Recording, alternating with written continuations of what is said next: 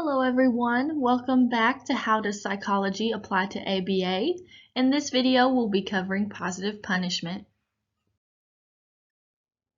As always, let's review what positive punishment is. So if we break down our components, we have positive, which means we'll be introducing a stimulus into the environment. Punishment, which means we'll be decreasing the probability of a behavior reoccurring in the future.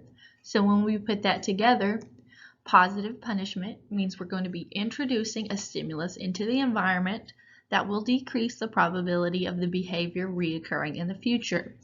Again, just keep in mind that in ABA we want to avoid punishment whenever possible and opt for those reinforcement-based interventions. Now let's examine a clinical scenario. So let's say we have a child engaging in violent self-injurious behavior. This might be behavior such as headbanging, biting, scratching, or other behaviors that are going to cause harm to the child. We might not be able to identify a clear function of this behavior, or in other words, we might not be able to figure out why this child is engaging in the injurious behavior.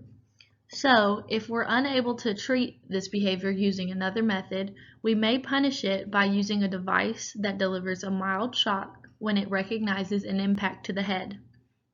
So, positive punishment would be the delivery of the shock by the device when an impact to the head is recognized. Now let's break it down.